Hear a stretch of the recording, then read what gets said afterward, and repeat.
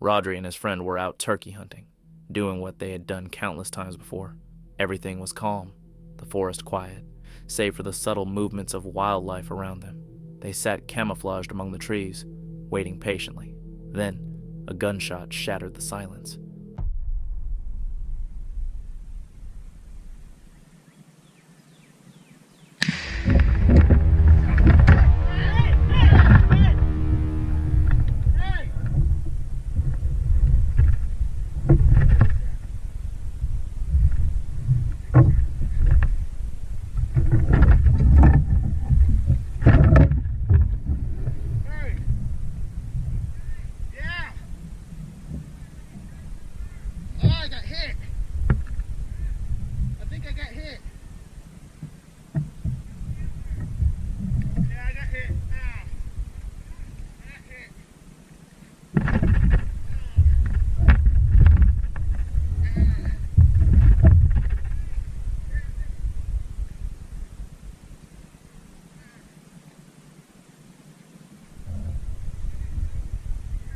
Rodri felt a sudden, sharp impact. He had been hit. Another hunter, unable to properly identify his target, had mistaken Rodri's camouflage for a turkey and fired. Fortunately, the shot struck his leg, rather than somewhere more critical. He recovered, but the experience made him painfully aware of how close he had come to a far worse outcome. One misjudged shot, and he might not have survived. Rasmus had been out hunting when he caught the trail of an injured boar. What started as a routine tracking mission quickly escalated into a fight for his life. His dog suddenly erupted in barking. He had found the boar. Rasmus and his hunting partner held their ground, weapons at the ready, as the bushes began to tremble. The tension was immediate and suffocating.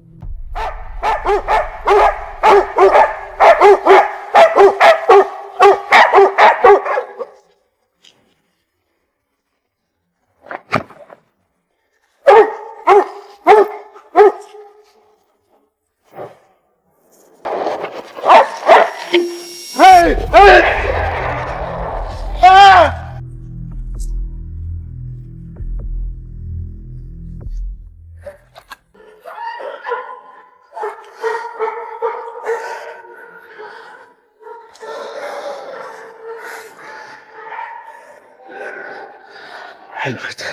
Gick det? Jag vet inte. Helvete, grisjäveln kom i alla fall. Jävlar.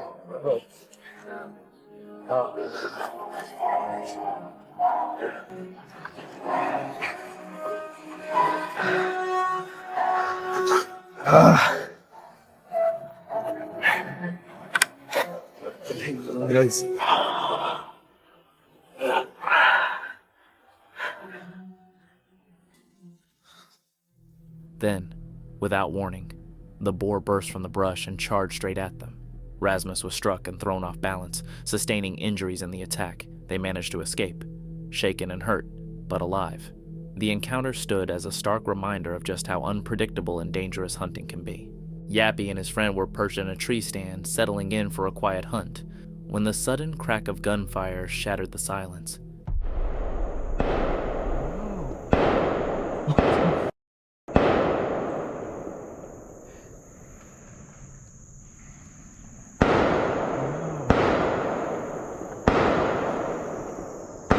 Oh my god. Are you serious? Dog, is he shooting our way? Yeah, this is crazy, bro.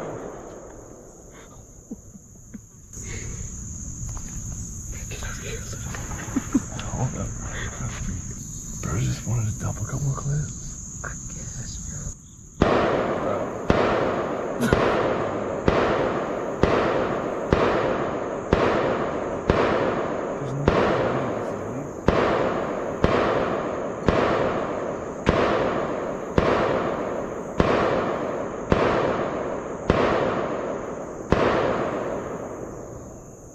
Where's he at? He's like this way. Dad. This is crazy. It wasn't just a single shot. Someone nearby was firing repeatedly, almost as if testing different weapons. They remained in the stand waiting for deer, but their focus kept returning to the surrounding woods. Something about the random gunfire felt off. Me and Jason are currently just trying to shoot a doe. Something always happens to Jason. We are on one tethered platform, so if you didn't know, you should get tethered because it can hold over 500 pounds. Definitely over 500 on this right now. But what the heck, bro? It sounded, he's shooting his pistol, and then he just got out the old 22 and he's shooting, so we're behind the tree, luckily. But he's less than 100 yards from us. This is suburban. This is in the city limits. I don't know what to do.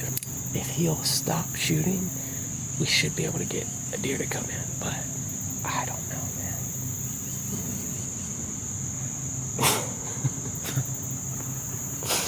I'm so sorry, Jason. It's okay. I still think we're gonna kill him. As the day wore on, the atmosphere grew increasingly uneasy. Later that night, one of them spotted a man wandering through the trees.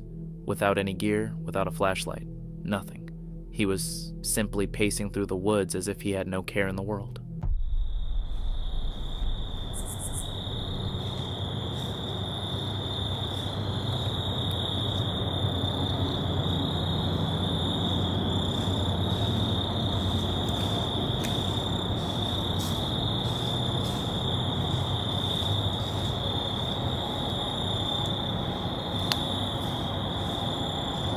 What you doing, brother? What you doing, brother? Excuse me, sir. Excuse me, sir. You love a good poacher encounter. I don't know what he was doing. He was walking, looking for something. He had his car parked up here. I tried to get down and talk to him and confront him, but when I yelled at him the first time, he stopped like he heard it. Then he kept walking, and I said, "Excuse me, sir, what are you doing?" And he ran to his car. So I got down as fast as I could, tried to get up to see what kind of car it was, maybe get the license plate number, but wasn't fast enough, and I think I lost my phone, so. A few days later, he spotted the same man again. This time, he was certain he was dealing with a poacher. He called the warden and waited nearby before approaching the man. Literally a guy hunting right here. Right on right next to my property. I'm calling the game warden right now. Hey, this is Tristan. I talked to you a while back about some hunter harassment stuff, and I have a poacher probably less than 20 yards from me in a stand. He came off an easement right here, and I was just seeing if I could get an officer out. Or he's on city property. Oh, he is? Okay. Yeah. That's perfect. I got one for that. So. Okay. All right. Thank you. Thank you. Well, the game warden is on the way, so God, do people suck. This property has been rough. Excuse me, bud. Excuse me, sir. Sir. Excuse me. What are you doing, brother? Do what? I scared you? What are you doing over here? You're with what? Public land. No, this isn't public land, bud. We don't have public land over here. Game warden's on the way. She's here. So, yeah.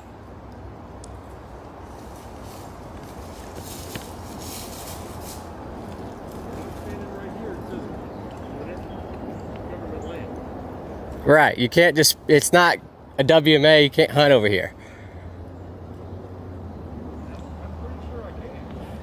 Okay. Do what? Right. I'm just filming for my protection, make sure that we're good.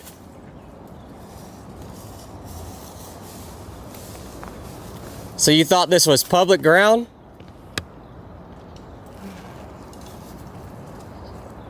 Did you walk in it over here the other day? The other night? I said something to you?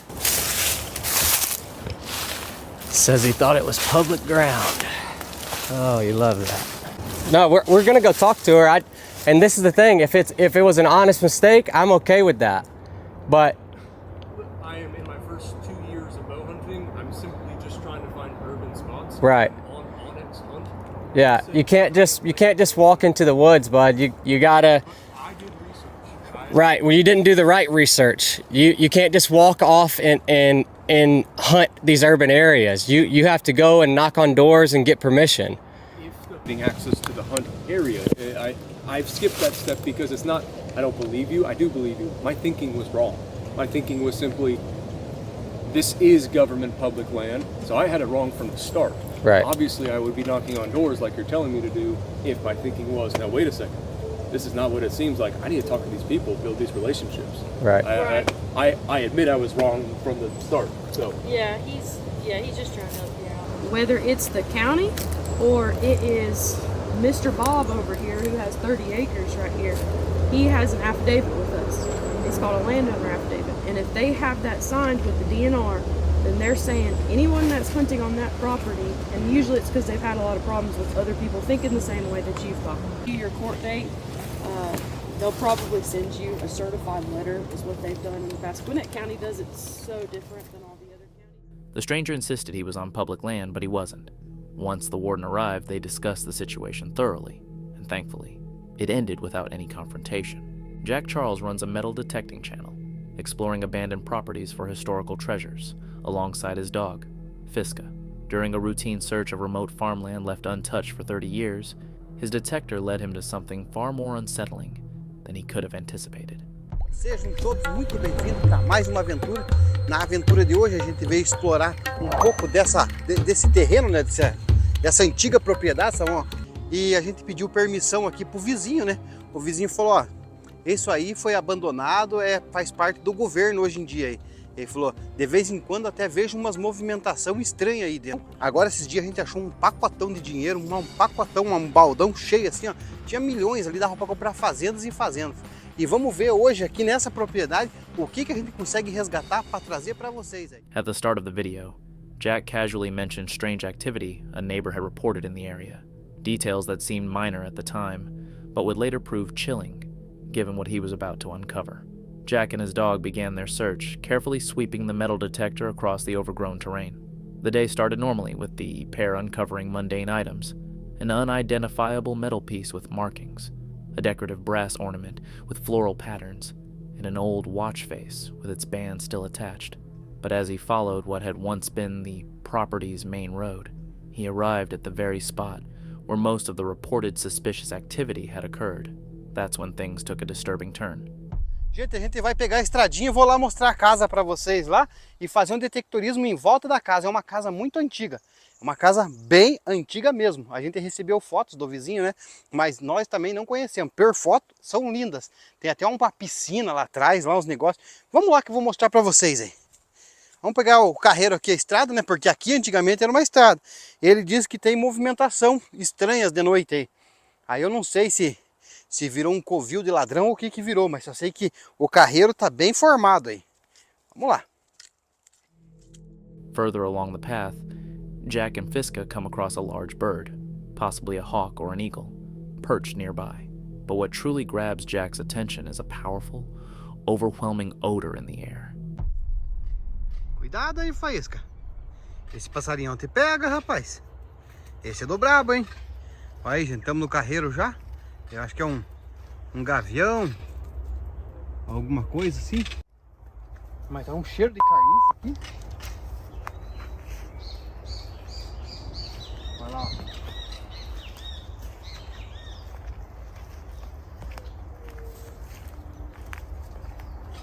Será que ele não tá conseguindo voar ou ele... Parece até uma águia, né? Cuidado, Faísca. Isso aí carrega você pro céu. Tá um cheiro de carniça bem estranho aqui. Moments later, something in the nearby brush catches Jack's eye. a clump of hair. Before he can fully process it, he comes face to face with a sight that would haunt him forever. Nossa, olha aqui, ó. Eu vou colocar a luva aqui.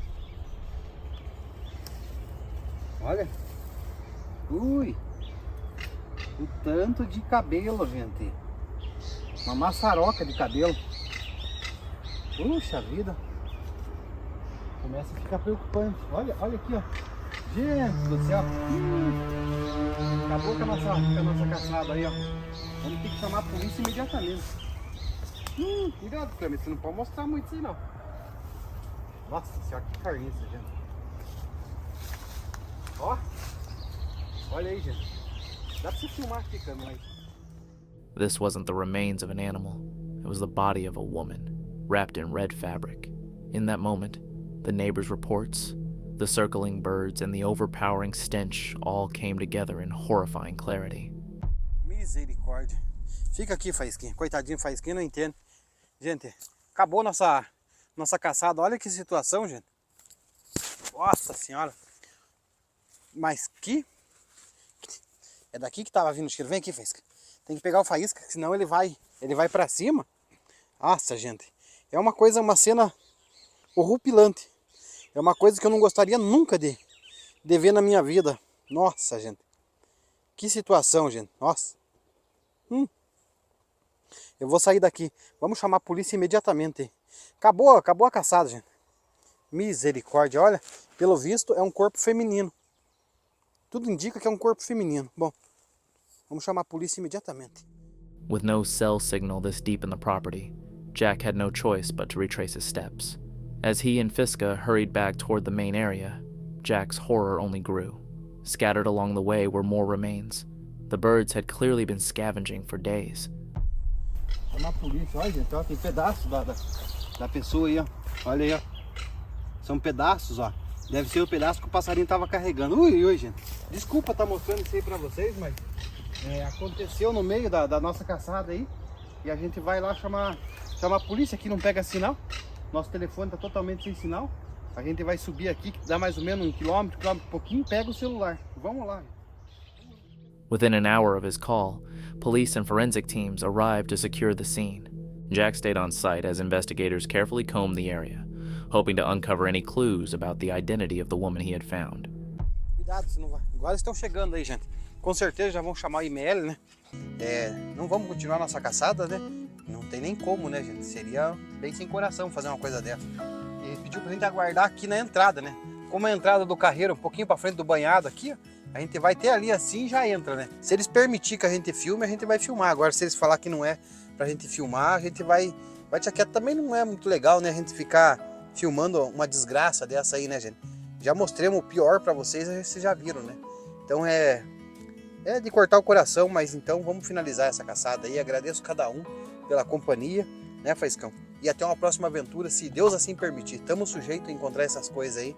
Infelizmente, não é a primeira vez que eu encontro, mas é a primeira vez que eu filmo assim para vocês ver mesmo a realidade mesmo, porque a gente anda em cada buraco e de vez em quando a gente se depara com situações aí que histórias e situações aí que são absurdas mesmo.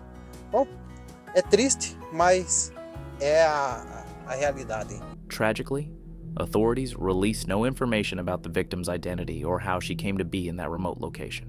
The advanced state of decomposition suggested she had been there for a significant period.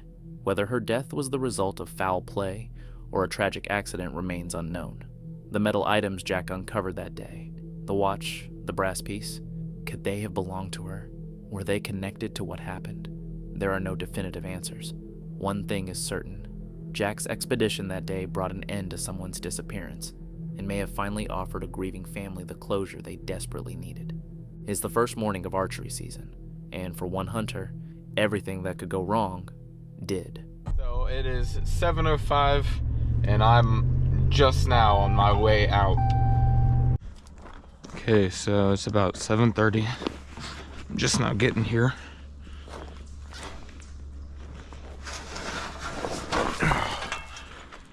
I'm gonna sneak in at the ready because there's a pretty high chance that I run across a deer.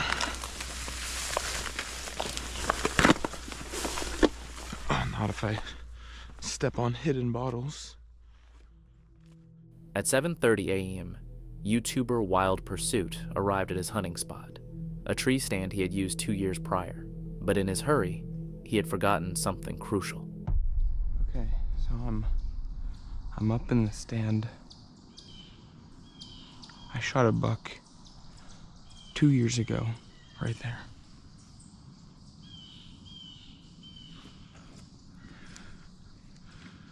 And I forgot my my bow hanger, so I'm just gonna be holding it, but It was a small oversight, one that would quickly escalate into disaster when a large doe appeared before him.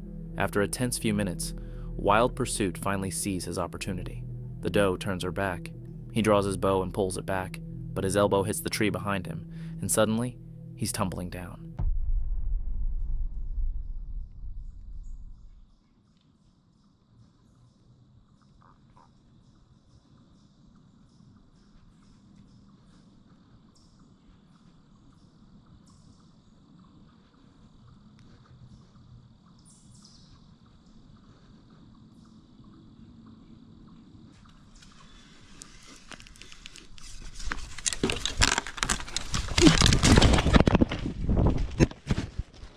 In a split-second panic, he reaches for a nearby branch to steady himself. The branch snaps instantly under his weight, but his ordeal isn't over. What hits the ground isn't the hunter, but his GoPro. He's still dangling precariously in the tree.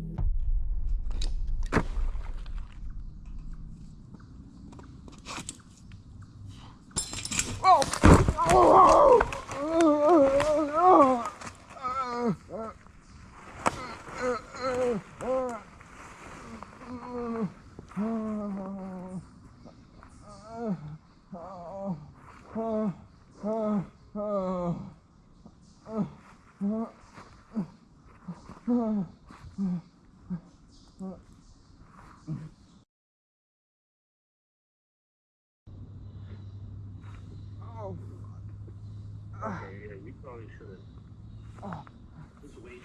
Just wait till I come back. You don't want to make anything worse. oh fuck.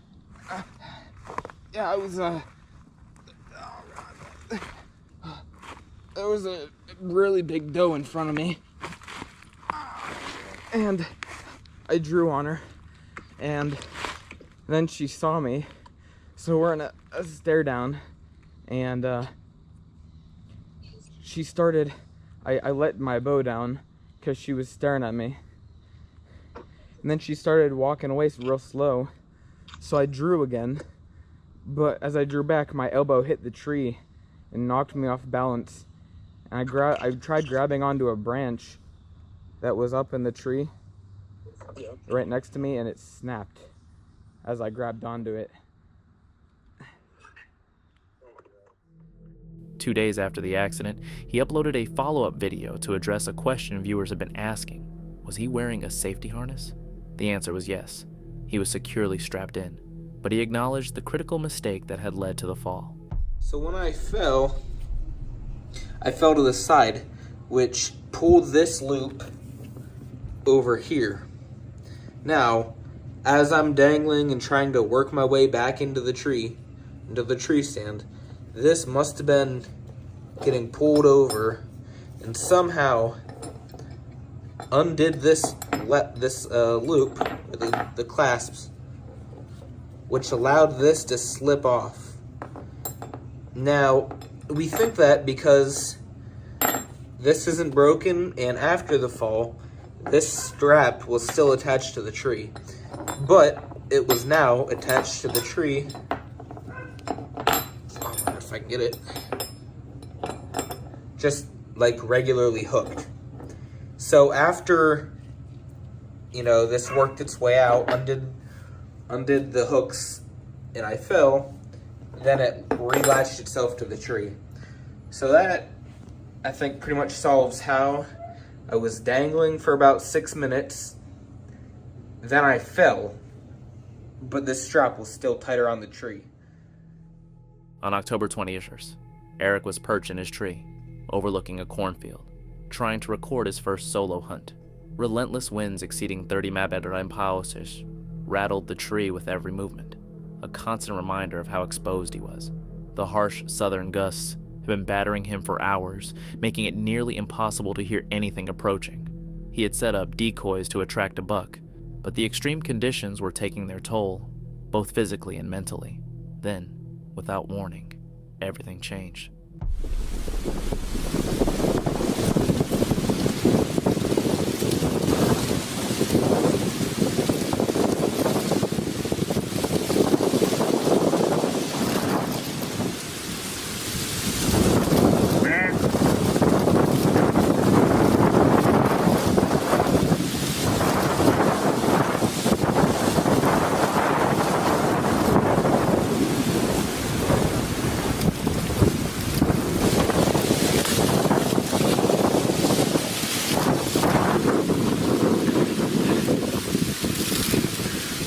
Shaken. So there was 5 or 6 deer out here in the field, and all of a sudden they took off. I mean, they went blasting out of here. I got good wind. I don't know what they saw. Oh, man. But all of a sudden this big black bear comes out of the woods over here. Comes right down the edge of this cornfield. I just shot it at like 3 yards. It's laying over here dead. I gotta calm down a little bit before I get down. Whew. Dude, he was about ready to come up my tree, and holy cats, I gotta sit down. So I just called Vanessa. She's gotta come meet me. It's supposed to start pouring rain here shortly. I'm gonna get down and we'll have a look. So he was right about here when I shot him. I'd like to find my arrow. So that's my setup. I was in that tree. He came over. He was sniffing my tree real hard. So there's blood right there.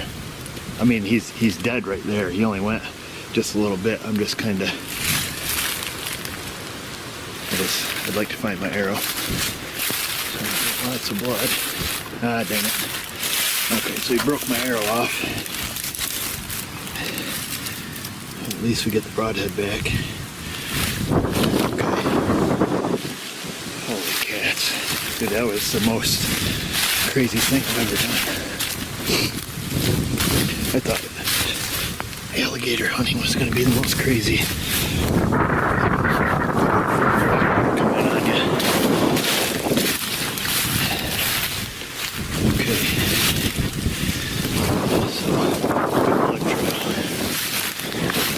Need it. Lots of blood. It'd be nice if we could find the back of my arrow. Okay, let's just go over the fence here.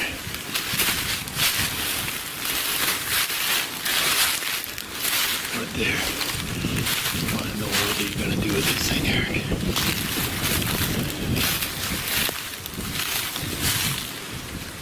Okay, well, I waited a while, set my bow down. I know he's not faking it,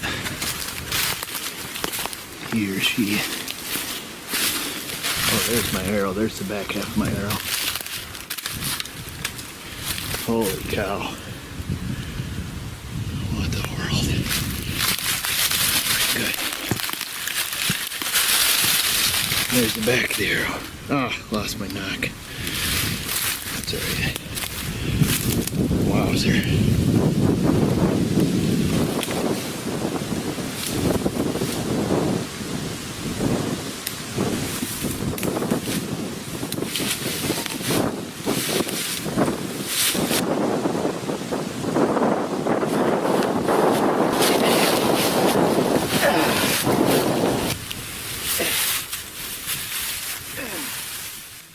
For those few minutes, Eric was no longer the hunter.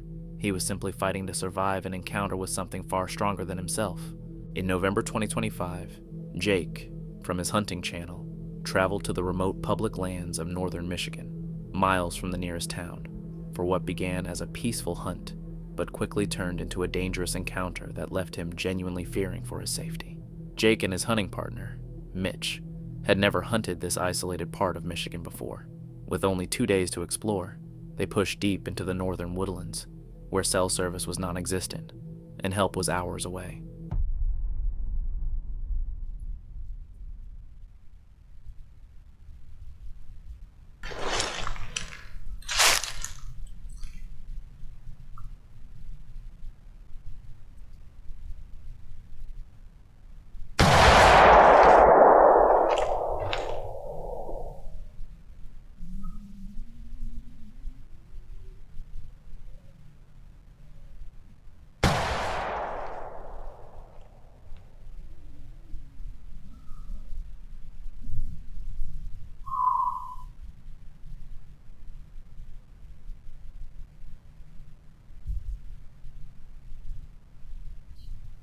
So for a little more context here, I'm sitting about 120 yards from the property line, facing away from it. And as soon as I shoot, I hear some loud talking and door slam on what sounds like a permanent blind, which from looking at my map after the fact, it seems like they actually have their blind on public land. But I hear people start to walk my direction, so I move towards them because I don't know where I hit the deer or if I hit the deer, and I don't want to spook it if it's still alive. And my microphone was acting up, but I captured most of the conversation.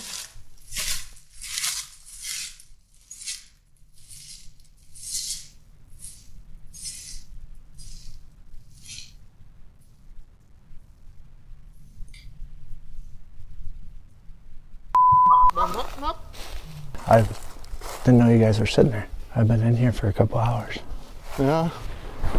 I didn't know you were sitting there. What'd you shoot? A doe. I don't know if she's dead or not, so if we could try not to talk too loud. You know where the private property is? Yeah, I know where Where? the line is. It's right over here. Probably know right where my bait is too, eh? I've never been in here in my life, sir. Yeah, whatever. I might as well check my trap since I'm back here.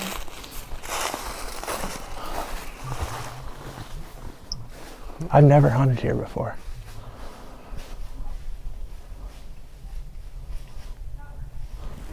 Camera right next to my trap.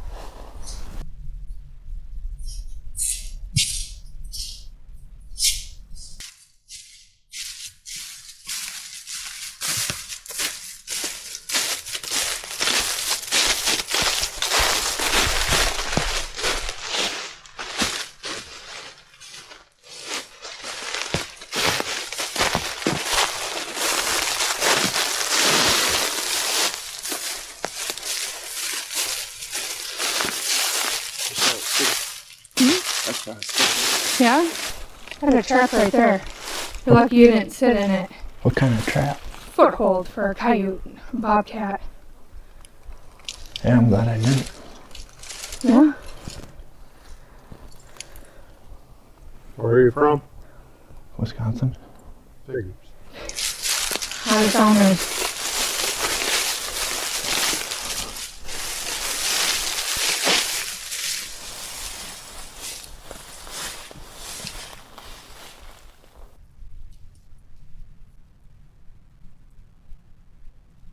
Back to your rattling too? So for your back to your rattle in your horn still?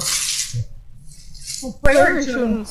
That way. I had no idea you guys were sitting there. I had bait. I came in from that way, and I sat down on this hill because it was too calm to keep moving and scout around anywhere else, so I just sat down. I'm not trying to mess your hunt up, I swear. I just came up here to try to get some venison. Well, we're done for tonight, I guess, eh? Yep. Sat all day. I haven't moved.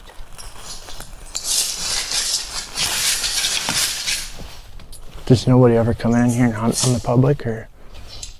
Not normally. What? Where's this deer you shot? I don't know. I shot at her over there and she ran off. Hopefully she's not running further now that we're talking here. She ran that way. hunting on public land. I bought a license. I'm not doing anything illegal, and I'm not trying to mess your hunt up. Like I said, I won't come back. I'm sorry that you sat there all day, but... You know where the property line is? I do. It's right over there. I got a map on my phone that shows me right where it is. Were you here last year too? No, I've never been here before, I told you. Yep, we'll find you here.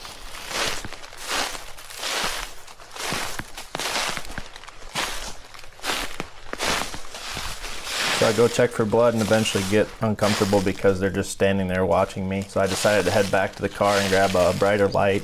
And the rest of the guys, since I felt pretty confident that I hit the deer, was only standing about 80 yards away, standing still. So I decided to ease out of there and come back with the rest of the group. You can find it? Huh? You can find it? I'm gonna go back to the car and get my light and my stuff to get it out if she's dead in there. Oh, you didn't find it? You're gonna walk all the way to the car to get your and come back in here? Yeah.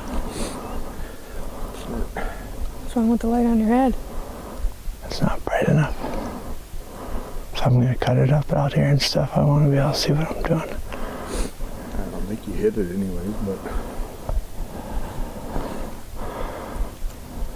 do what you gotta do. You're lucky I'm the patient guy. He's not hunting. My brother, the property owner, he'd have a problem. Well, good luck the rest of the season. Yep, thanks.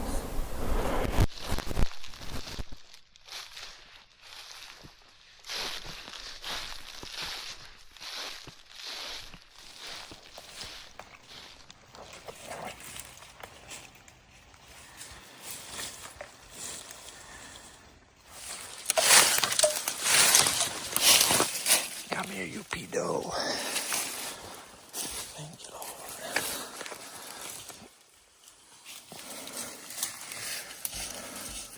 Not no Bambi. No. North Country, though. Sometimes, the greatest danger in the woods isn't an animal. It's other people who believe that might makes right. Even on public land where everyone has an equal legal claim. Jake and his group left northern Michigan that night, relieved that the situation hadn't escalated further.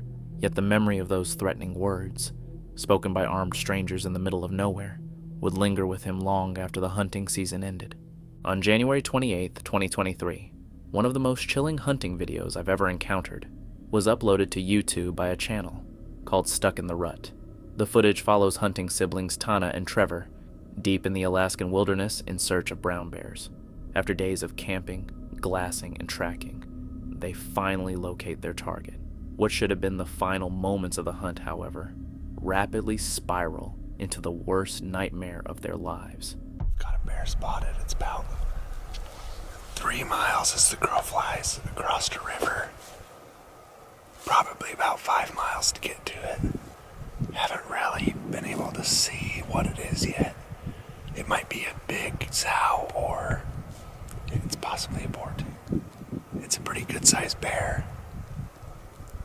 But yeah, not sure if it's a boar or sow.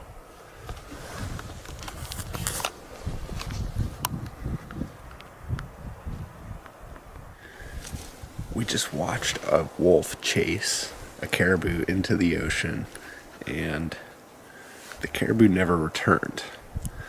The wolf did not actually go into the ocean, it just chased it to the ocean, kind of ran on the beach, and then it looked like the caribou was trying to swim around the island, and so the wolf kind of went and looked like it tried to cut it off, and then kind of just started running back, and the caribou disappeared. So, not sure what happened. We were hoping it came close enough to shoot it, but 800 yards was about the closest we had, 800-yard running shot, so we weren't able to take the wolf down. But that was crazy. What do you think about first day? Dang wolves. Saw a couple bears and a wolf and a fox and a couple caribou and some moose. Just typical Alaska. See animals running everywhere. Haven't seen a big bear yet though, so hopefully that's in the making in the next couple days. Maybe it's working its way up. Looks dark, walking like a boar. Looks like a shooter. I spotted a boar up here, kind of up in the snow. So we're gonna go up there, see if we can close the distance on it. It's kind of right.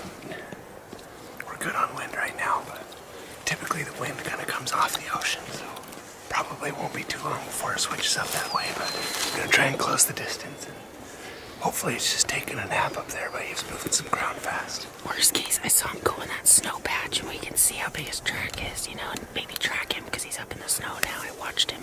He went behind that hill. If anything, He went that hill I just looked, that hill drops into that next basin. Yeah.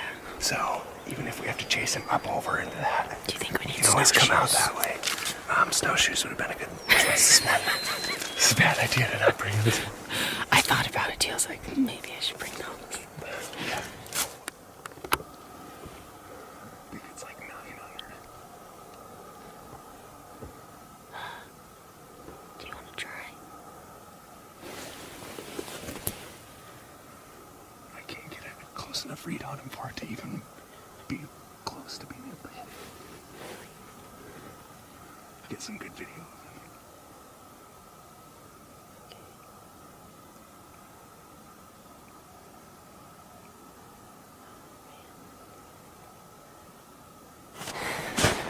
We're stalking a bear.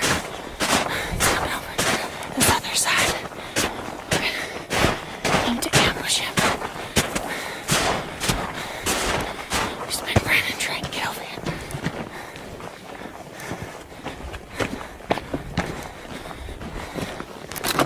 Dropped our packs. We're going in.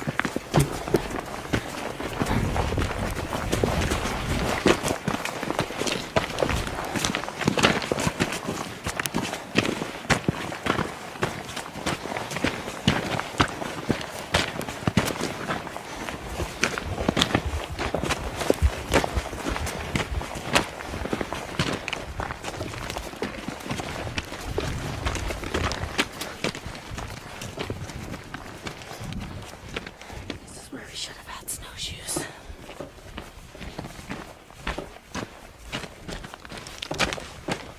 How do you feel right now? We basically sprinted over here all the way around to this side of the mountain because it looked like this boar was going to come up through this notch, and then the wind just totally screwed us.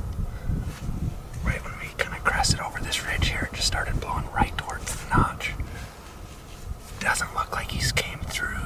I mean, there's nothing else up there. He's heading straight up in 10 feet of snow, so that's pretty much was his plan, but not sure where he went. Pretty sure he went to this. Maybe we're gonna get to the top and see if we can kind of get eyes on where he went or any of his tracks. But it's pretty gnarly up here. There's all of these peaks have big, 50 to 100 foot cornices on them. So it's a little bit freaky. You don't want to be hanging up on a cornice. After spending the entire day tracking the animal, they begin to close the gap, carefully working toward a clear shot. But that's far easier said than done. The distance, the terrain, the weather, and the bear's steady climb higher up the mountain turn every step forward into a greater risk. Even so, Tana and Trevor keep moving, and that's when everything goes wrong. Hopefully it just chills out up there for a while. The wind keeps swirling, so we're really hoping that doesn't screw us, because as you can see, there's only one way up this canyon, and it's down the bottom. It's all the way up there in the snow. We're gonna see if it's even humanly possible to get up to where he's at. I'm sure it is. But maybe with not our set of gear. We can do it. I can cook up there with my split board.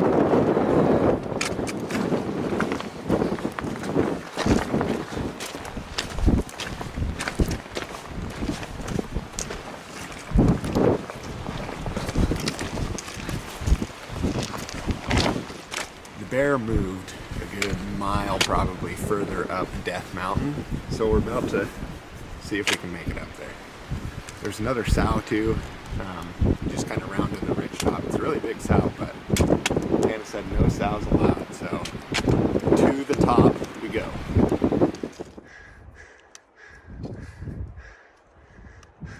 We're almost into straight snow after this one.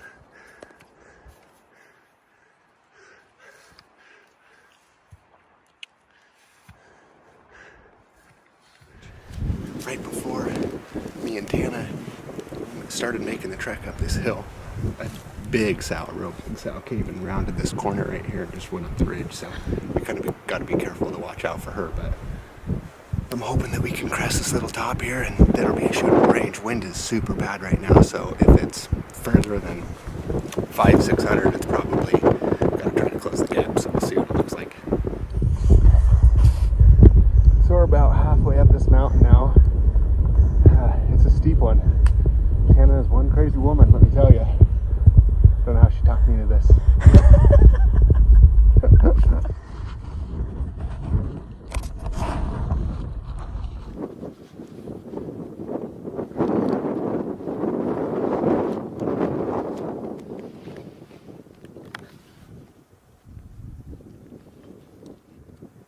Okay, take him. Just lifted his head. Take him, whatever. Hey!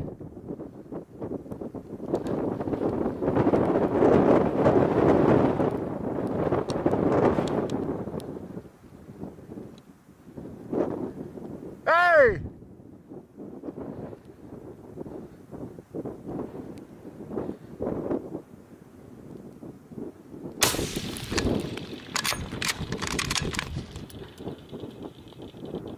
Did you hit it? Oh, he's getting up.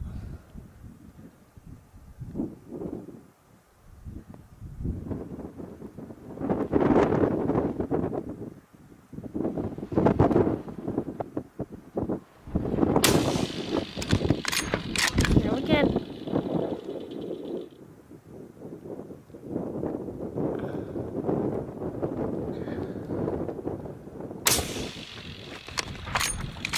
Jeez, go down. Thanks. I think you got him.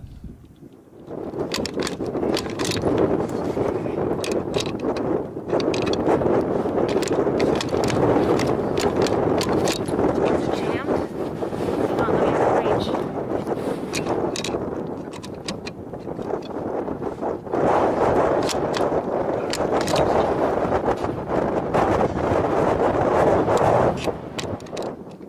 Still won't work for some reason. What's going on?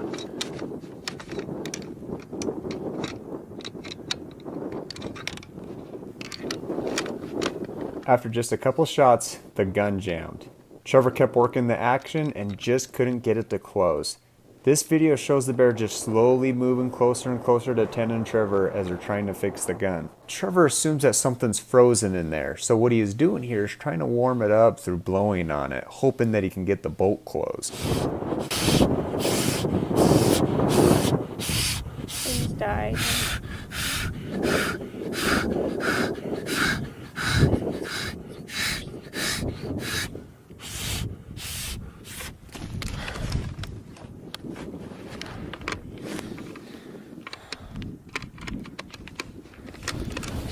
What in the heck is going on?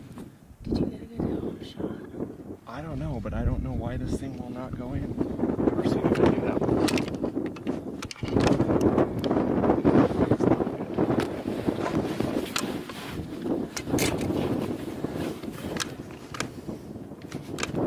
Gosh, dang it.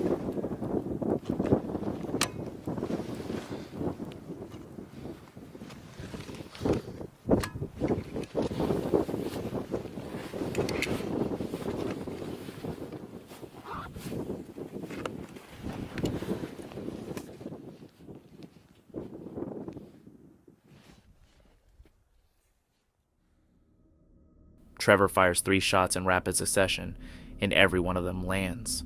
They're convinced the bear won't get far, but to their complete disbelief, it rises again and keeps advancing, slow, deliberate, and locked straight onto them. At first, they hold it together. Then Trevor's gun jams. In terrain like this, facing a wounded brown bear that's still standing, everything changes. Even badly hurt, the bear has the advantage. The gap closes to just a few dozen feet. That's when they abandon their gear and run. There's no footage of that moment because filming no longer matters. This is survival.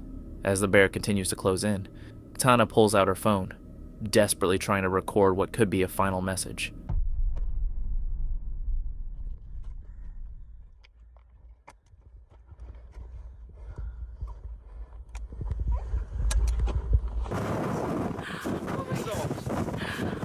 just had this bear up there. It was bedded.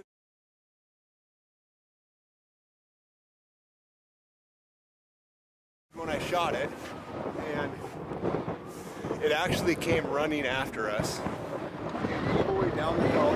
This is its tracks and blood trail. We have ended up all of our stuff.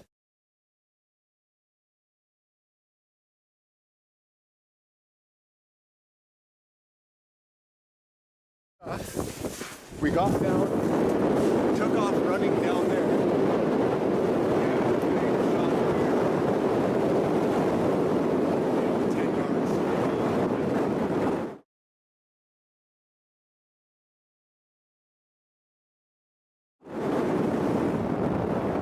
Trevor's the man. He saved our lives.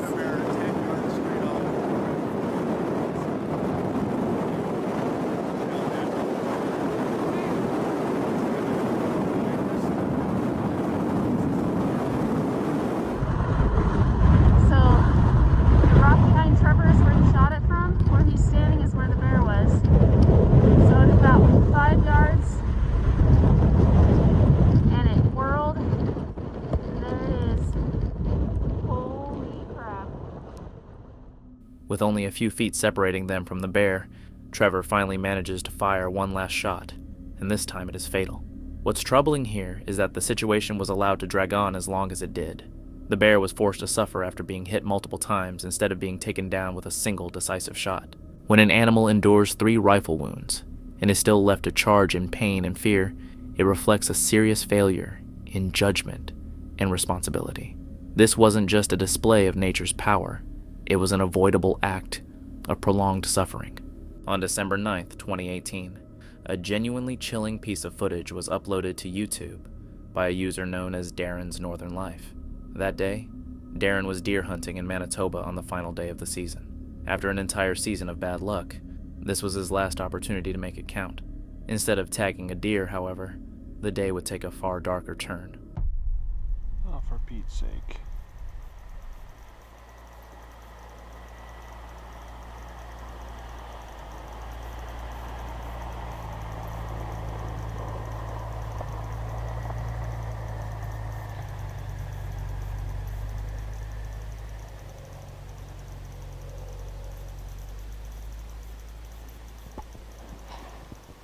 Frickin' road hunters. Well, I've been just following trails through the bush, and I found this here. I don't know how well it shows up on the GoPro, but looks like a buck stood facing this way and raked the snow with his antlers. Now that's a pretty terrible way to judge antler size, but there's points there. Looks like that's a pretty good sized buck.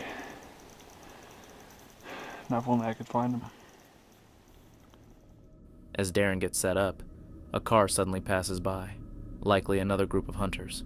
With more people moving through the area, his chances of seeing a deer drop even further.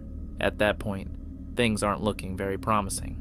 But just a few hours later, right as the season is about to end, deer hunting becomes the least of his worries.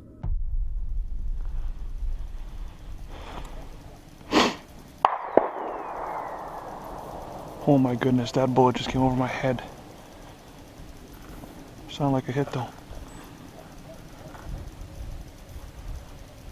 You freaking idiot. Oh.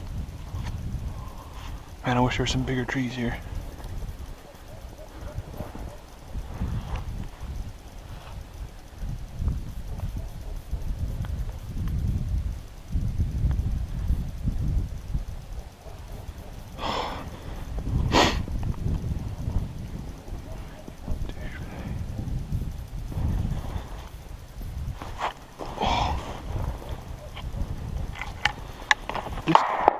This guy's gonna frickin' kill me. He's shooting right towards me. Oh my goodness.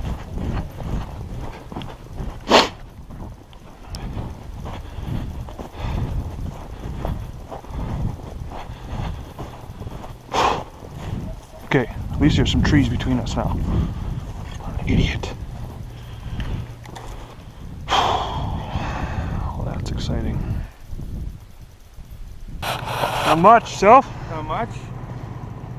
Taking pictures of the license plate. Is something wrong? Everything all right? Somebody shot at me.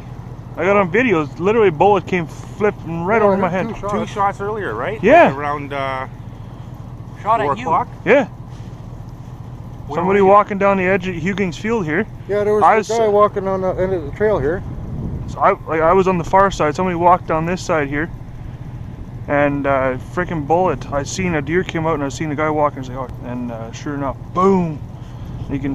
It's probably on video too. You can hear the bullet. Well, no shit.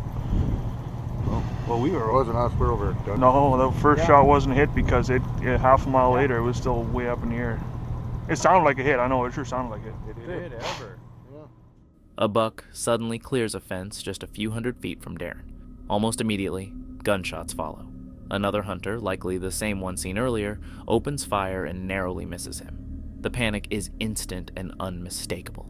Darren scrambles for cover, throwing himself behind thicker trees in an effort to shield from stray rounds. He was incredibly lucky that day.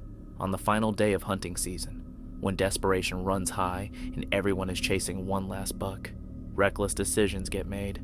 Out there in the woods, a single careless shot can change everything in an instant. On December 6, 2024, hunting YouTuber Zeb Cox was out in Vermont on a deer hunt. It was the day after Thanksgiving, and the area had just received 6 inches of fresh snow. Ideal conditions for tracking.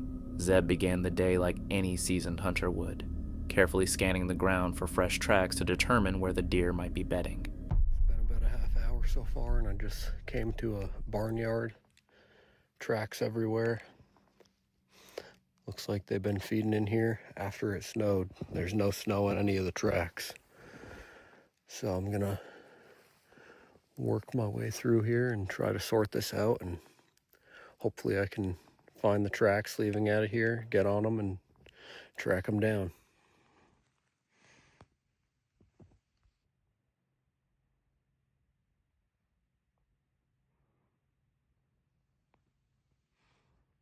Well, I just got it all sorted out. I actually saw the deer. It was a doe and a fawn. They saw me, took off up the hill. There was nothing else with them, and I just came up here and checked. And it's just those 2 tracks coming out of here. So I'm gonna continue on my way. It's still early, so I'm not in a big rush. As Zeb ventures deeper into the woods, the terrain grows increasingly challenging. Steep hills, deep snow, and limited visibility. Still, he presses on, confident that deer are likely sheltering just beyond the next ridge. A few hundred feet later, he finally thinks he spots one. But what happens next is completely unexpected. It's 9 o'clock.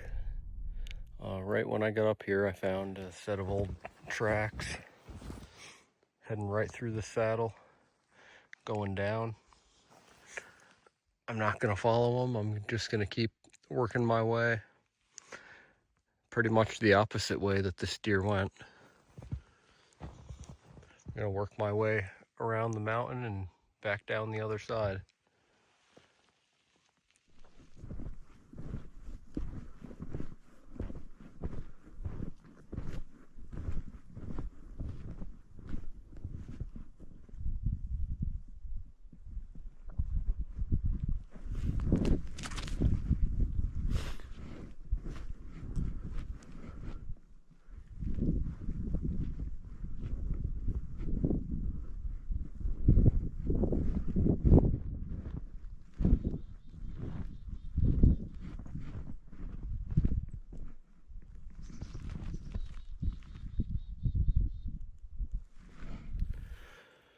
Just working my way back down this mountain.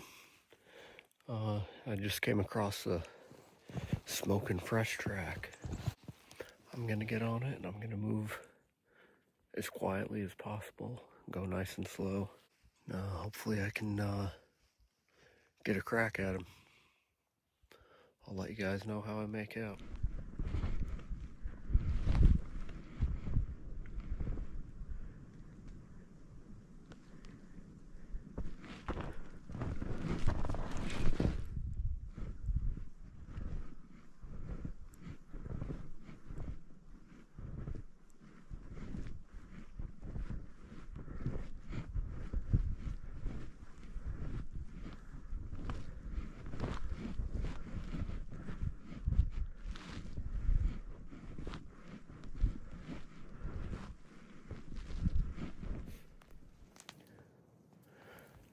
been following him for probably a half a mile. I just came to a spot where he was feeding. There's a few others. You could see where he was nipping the buds off. These little saplings. Seems like I'm making some good progress, so I'm just gonna keep on moving at the same speed and be nice and quiet. Right now the wind's in my favor, so that's good. And I'm hoping I can catch up to him. We'll see.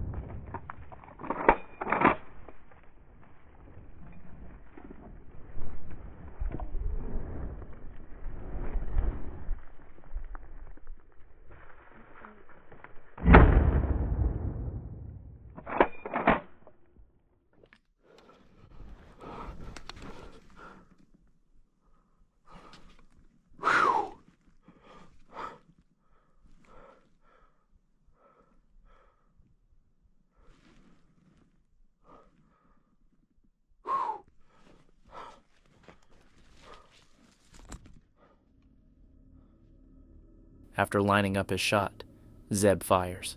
For a few seconds, the woods fall completely silent. Then, suddenly, the deer charges straight at him, antlers lowered, missing him by mere inches. Zeb fires again, then pauses to take a deep breath, visibly shaken by the encounter. Ultimately, he does manage to take the deer, but his voice reveals that the gravity of the situation has already hit him. Out there, on steep terrain, in deep snow, if those antlers had made even slight contact, there would have been no way he could have gotten out unharmed.